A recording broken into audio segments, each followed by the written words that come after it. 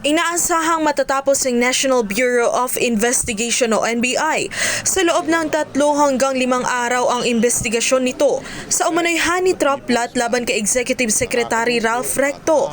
Ayon kay NBI Director Melvin Matibag, inihahanda na ng ahensya ang investigation report na maaaring magsilbing basihan sa pagsasampa ng kaukulang reklamo sa Department of Justice sakaling may sapat ng ebidensya.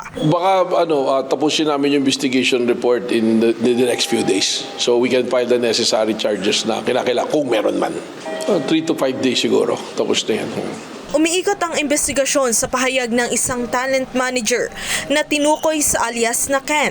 Ayon sa kanyang pahayag, nakipagkita siya kay dating Congressman Jing Paras at ilang abogado noong Hulyo upang umano'y pag-usapan ang planong paninira laban kay Executive Secretary Ralph Recto. Iniuugnay rin sa mga abogado ang umano'y paggawa ng script o mga pahayag na gagamitin laban kay Recto. Itinanggi naman ito ng mga abogado nang humarap sila sa NBI-NCR kamakailan. Kami yung nakinig kung ano yung sinasabi. Hindi kami nag-brief, wala kaming ginawang kwento. Kung may kwento man na sinasabi niya, labas niyo. Matatandaang bukod sa mga abogado na una nang ipinatawag ng NBI, sina Congressman Leandro Leviste na idinadawit bilang financier ng umano'y plano at dating Congressman Jing Paras na itinuturo namang facilitator. Hindi personal na humarap sa NBI sina Leviste at Paras.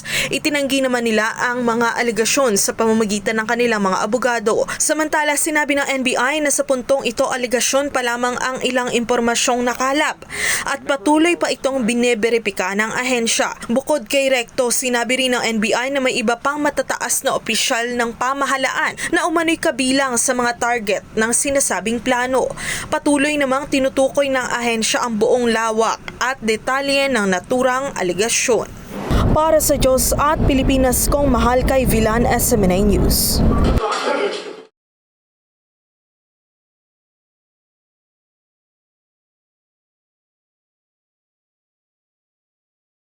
Bahagyang lumakas ang Tropical Depression Neneng habang kumikilos northwestward sa karagatan ng Batanes. Bagamat wala pang nakataas na tropical cyclone wind signal, patuloy namang nagbabala ang pag-asa sa malalakas hanggang gale force wind gusts sa malaking bahagi ng Luzon, Visayas at ilang lugar sa Mindanao dahil sa pinalakas na habagat.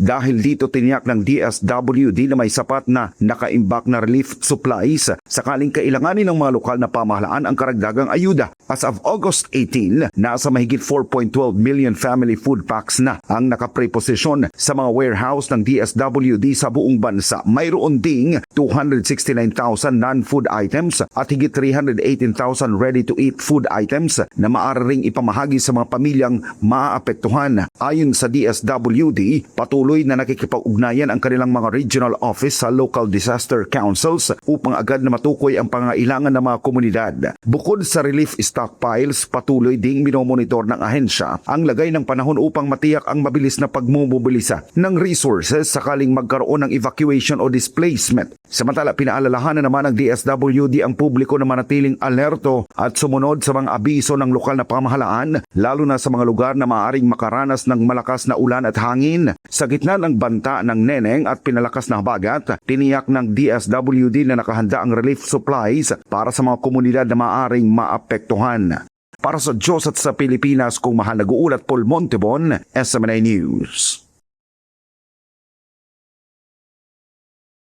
Arestado ang isang pinaghihinalaang drug pusher na isang babaeng therapist sa isinagawang bypass operation ng PIDEA, katuwang ang iba pang police unit. Isinagawa ang operasyon bandang alas 11:20 ng umaga noong Agosto 17 sa Punta Apari, Cagayan. Ang sospek ay isang 49 anyos, isang therapist at residente ng Bulala, Calamanyugan, Cagayan. Nasamsam mula sa individual ang 2 heat-sealed transparent plastic sachet na naglalaman ng hinihinalang shabu. Tinatayang nasa 80 gramo ang kabuang timbang ng droga at may standard market value na 544,000 pesos. Na-recover din ng mga otoridad ang buy-bust money at isang cellphone. Kakaharapin naman ng sospek ang kasong paglabag sa Republic Act 9165 o ang Comprehensive Dangerous Drugs Act of 2002.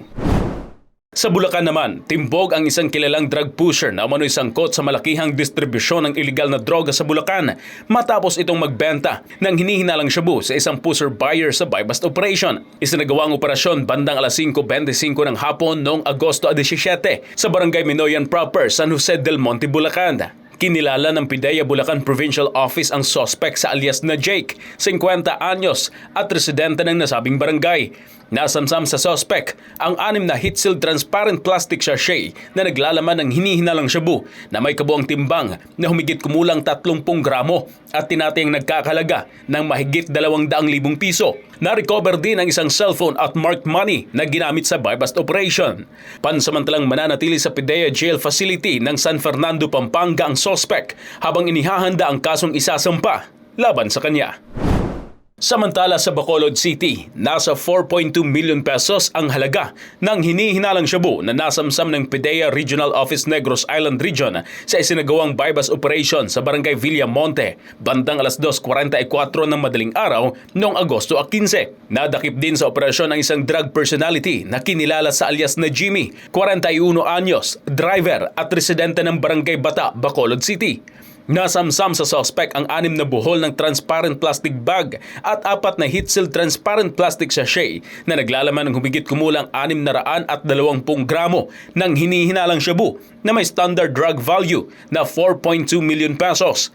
Na-recover din ang buy-bust money, isang pink na belt bag, smartphone, 15,000 pesos na cash at isang motorsiklo. Nahaharap naman ang suspect sa kasong paglabag sa Comprehensive Dangerous Drugs Act of 2002. Ito si Verhil Parba, ang inyong citizen correspondent, nag-uulat para sa Diyos at sa Pilipinas nating mahal.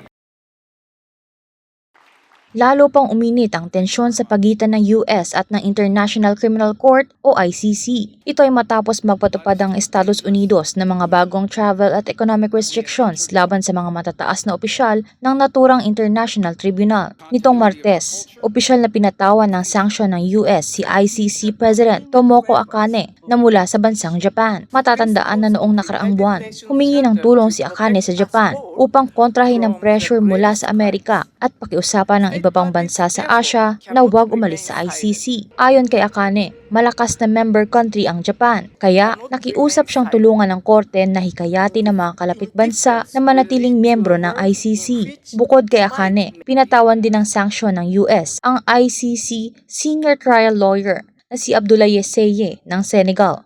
Ang sanctions na ito ang pinakabagong hakbang ng Trump administration laban sa ICC. Ayon kay US Secretary of State Marco Rubio, direktang sangkot sina Akane at Seye sa mga investigasyon, pag-aresto, pag-detain, at pag-uusig sa mga opisyal ng mga bansang hindi naman nagbigay ng pahintulot sa jurisdiksyon ng ICC. Dahil sa naturang utos, pinatawan ng sanksyon ang dalawang opisyal sa pamamagitan ng pagbabawal sa kanilang makapasok sa Estados Unidos at pagharang sa anumang transaksyon nila sa loob ng US financial system.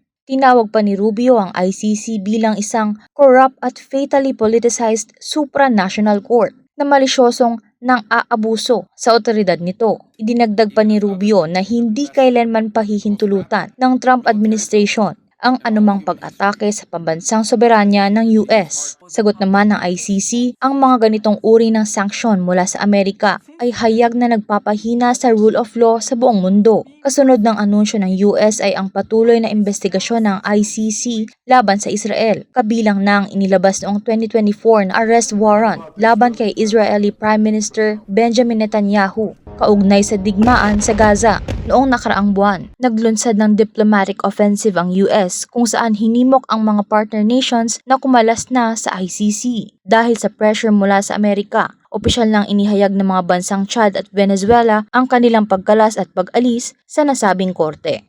Angie De Leon, ang iyong Global Citizen Correspondent, nag-uulat SMNI News.